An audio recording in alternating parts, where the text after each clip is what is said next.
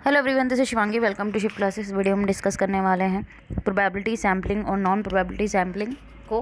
ठीक है, डिफरेंस के साथ ही समझ जाएंगे हम इसका जो कॉन्सेप्ट है। लास्ट वीडियो में मैंने आप लोगों को बताया था कि टाइप्स ऑफ सैम्पलिंग मेथड, ठीक है, जिसमें मैंने आपको बताया था कि probability sampling, non probability sampling को दो मेथड होते हैं और उनके चार मतलब एक प्रोबेबिलिटी सैम्पलिंग को 4 पार्ट्स में डिवाइड किया गया, नॉन प्रोबेबिलिटी को 5 पार्ट्स में डिवाइड किया गया है। ठीक है, इसके 5 टाइप्स होते हैं। तो पहले अभी हम प्रोबेबिलिटी और नॉन प्रोबेबिलिटी सैम्पलिंग को समझेंगे, देन नेक्स्ट वीडियो में हम लोग प्रोबेबिलिटी सैम्पलिंग के जो टाइप्स हैं उन्हें समझेंगे। फिर नेक्स्ट वीडियो में उससे जो है नॉन प्रोबेबिलिटी सैम्पलिंग के टाइप्स को समझेंगे। ठीक है, क्योंकि डिटेल में भी एग्जाम में पूछा जा सकता है, तो मैं आपको डिफरेंस के साथ ही एग्जाम में डिफरेंस के साथ ही आप लोगों को समझा रही हूँ वीडियो में, क्योंकि एग्जाम में डिफरेंस भी पूछा जा सकता है। तो बात करें सैम्पलिंग, पहले हम बात करें प्रोबेबिलिटी सैम्पलिंग की। तो जो सैम्पलिंग टेक्निक, जिसमें पॉपुलेशन की जो भी सब्जेक्ट्स हैं या हम बोले आइटम्स हैं, सबके इक्वल अपॉर्चुनिटी रहती है कि वो सिलेक्ट किए जाएंगे, वो हमारी क्या कहलाती है, प्रोबेबिलिटी सैम्पलिंग। जैसे एक बाउल में होता है, बाउल में बहुत सारी जो है पर्चियाँ डाल दी हैं, ठीक है, स्लिप्स डाल दी हैं, हम बोले तो उसमें काफ़ी सारे बच्चों के नाम है। रैंडमली हम सिलेक्ट करें कि कोई भी पर्ची उठा ली टीचर ने कि किस बच्चे को जो है साथ में साइंस म्यूजियम लेके जाना है, 10 बच्चे सिलेक्ट करने हैं 100 में से।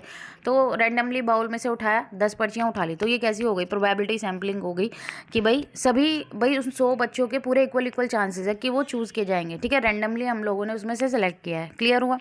फिर आते हैं नॉन रैंडम सैम्पलिंग पे। तो यहीं पे हमारा नॉन रैंडम जो है, या हम बोले नॉन प्रोबेबिलिटी सैम्पलिंग भी बोलते हैं इसे। रैंडम बोले तो प्रोबेबिलिटी सैम्पलिंग है, ठीक है, नॉन रैंडम बोले तो नॉन प्रोबेबिलिटी सैम्पलिंग है। ठीक है, इस नाम से भी जाना जाता है। तो जहाँ पे जो है हर इंडिविजुअल का हमें नहीं पता कि ये पॉपुलेशन में चूज़ किया जाएगा, वो हमारी क्या कहलाती है, नॉन प्रोबेबिलिटी सैम्पलिंग। मतलब अपनी इच्छा के अनुसार जो है, मान लीजिए हम बच्चे सिलेक्ट किए जा रहे हैं कि हमें पता है क्लास में 100 बच्चे हैं, तो 100 में से 10 बच्चे अपनी मर्जी से सिलेक्ट कर लिए। बाउल वाला क्या हो गया कि सभी बच्चों के नाम की पर्ची बाउल में डाल दी और 10 रैंडमली सिलेक्ट कर लिए। लेकिन ऐसी बच्चों के 100 में से टीचर ने नाम के थ्रू बच्चों को सिलेक्ट कर लिया, हाँ यहाँ ये बच्चे जाएंगे, तो वो नॉन रैंडम सैम्पलिंग हो गई। ठीक है, अब जो प्रोबेबिलिटी सैम्पलिंग का वो जो प्रोसेस होता है वो रैंडमाइजेशन होता है, चांस होता है। ठीक है, इसलिए इसे रैंडम सैम्पलिंग बोलते हैं। और इसी जगह हम नॉन प्रोबेबिलिटी सैम्पलिंग की बात करें तो यहाँ जो है रैंडमाइजेशन टेक्निक यहाँ पे इस्तेमाल नहीं की जाती है सैंपल को, इसलिए नॉन रैंडम सैम्पलिंग होती है। अपनी इच्छा के अनुसार यहाँ पे जो है चूज़ किए जाते हैं। तो इन प्रोबेबिलिटी सैम्पलिंग में अगर हम बात करें, जो सैंपल चूज़ किया जाता है वो पूरी पार्ट का क्या होता है, रिप्रेजेंटेटिव होता है, पूरी पॉपुलेशन को रिप्रेजेंट करता है। लेकिन नॉन प्रोबेबिलिटी सैम्पलिंग में ऐसा नहीं होता, क्योंकि वो आर्बिट्री होते हैं कि मनमाने ढंग से चुने जाते हैं। तो वो हम ये नहीं बोल सकते, क्योंकि यहाँ पे वो जो सैंपल है वो रिसर्चर के से बिलोंग करता है। फिर आते हैं जो चांस होते हैं सिलेक्शन प्रोबेबिलिटी सैम्पलिंग, वो फिक्स्ड और नॉन होता है कि हाँ भाई फिक्स्ड है और हमें नॉन है कि यहाँ ये चूज़ किए जा सकते हैं। भाई हमें पता है कि 10 बच्चे सिलेक्ट होना है, 10 में से कोई भी बच्चा सिलेक्ट हो सकता है, सबको अब लगता है कि हाँ मैं सिलेक्ट होऊंगा। ठीक है, और अगर उसी जगह हम नॉन प्रोबेबिलिटी सैम्पलिंग की बात करें तो यहाँ पे जो सिलेक्शन होता है प्रोबेबिलिटी की, वो 0 होता है, क्योंकि हमें नहीं पता होता है इसके बारे में कि भाई कौन जो टीचर अपनी यहाँ पे मतलब क्या है, रिसर्चर अपनी इच्छा से जो है जो सैंपल को है वो चूज़ करेगा। प्रोबेबिलिटी सैम्पल यूज़ की जाती है जब रिसर्च कैसी होती है, कंक्लूसिव होती है नेचर में। और उसी जगह पे हम रिसर्च की बात करें, किसकी जगह, नॉन प्रोबेबिलिटी सैम्पलिंग, जब रिसर्च कैसी होती है, एक्सप्लोरेटरी होती है, तो वहाँ पे हम किसकी इस्तेमाल करते हैं, नॉन प्रोबेबिलिटी सैम्पलिंग का इस्तेमाल करते हैं।